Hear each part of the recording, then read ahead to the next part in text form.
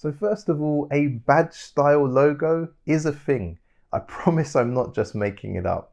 Maybe you've heard other designers use this phrase, but generally they're all referring to slightly different things. Now, if you search on Google, on Pinterest, on Behance for a badge style logo, the results you find won't all agree exactly. You'll come across a range of logos that others have labeled in this category.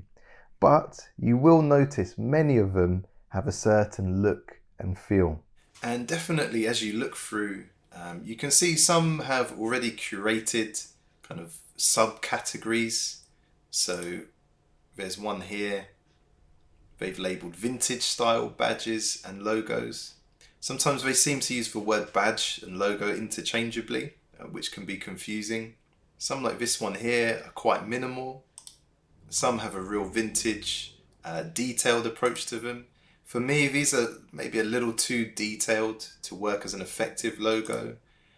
Something like this is acceptable, although you might want to make that look a little higher end. And unfortunately, when you Google search, the stock libraries and the crowd design websites tend to dominate the results. So the quality is not always very high, but this gives you an idea of what people are referring to when you hear the term badge style logo banded around. On Behance, I tend to find the quality is a little higher. There's quite a nice mixed range of examples here. This is from Alan Peters. You can see not all of these feature that circular element, but many of them do.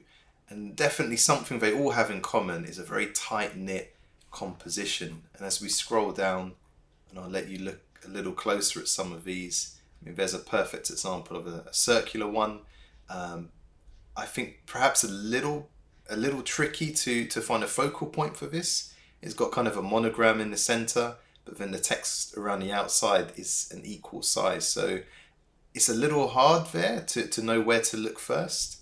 So this I quite like. There's no curved text here, but your eye goes straight to legacy. And the overall composition, that definitely forms a kind of badge.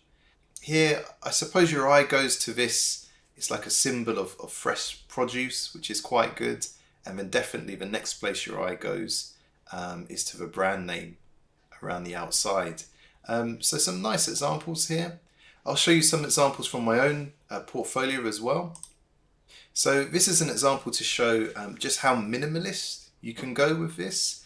It really doesn't have to have a cluttered high level of detail. It could be just a few well-placed elements that are composed with balance that work really nicely together. So I really like this as a minimalist badge style logo. Then at the opposite end of the spectrum, I can show you this one. So this was done for a brand that would be marketed in the UAE. It's quite acceptable there culturally to have a high level of detail. Things look quite opulent. So this is a badge version of their logo. Interestingly, this is the full version of the logo. And so I wouldn't call this a badge style logo overall. The top part of this kind of forms a badge, but this is the full logo lockup.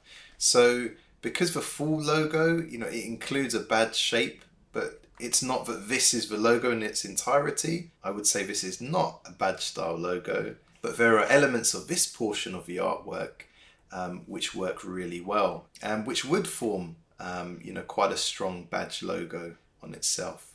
If we wanted this to be the logo in its entirety, for everything to fit within this circular lockup, we definitely need the brand name to be more prominent. So on this version here, you really quite easily pick out Lux London. So we'd need to do something here to make sure it was, if not the most prominent thing, then definitely the second most prominent and something your eye quickly finds. So an example of a logo that's not actually badge style. And this is the example I'll be creating in our class project together. So again, it's quite minimalist. You could add some extra details, and you'll see as we go through the project together, in some iterations I've tried some added detail, I've tried a few more elements in here, but I've arrived at this version which I really like. And I quite like to design a logo that's more minimal, that then gives you the freedom to bring in textures, to bring in other elements. So here we're using a craft style box, there's wood in the background. I quite like to design that way, to keep things modular and to arrive at the tone I'm looking for by bringing all the different elements together. So that's my preferred style. I'll teach you techniques that you could use to achieve your preferred style. Perhaps it's the case that you prefer something that has a little more pattern or detail going on, and that's absolutely fine. So we'll run through some of the options. But using a platform of your choice, you could pick, as I've done here, a Pinterest board. And again, you'll see the examples.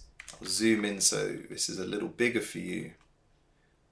The examples I've saved out here, again, these are the more minimal side of the spectrum, and this is what resonates with me. This is what I'm quite attracted to. This is what I tend to create for my clients. So have a good look through the different options, and then you can kind of make an informed decision about the style of badge logo that's right for you. So once you've found some inspiration, perhaps grab some different ideas, join me in the next lesson where we'll start sketching out concepts for our own logo design.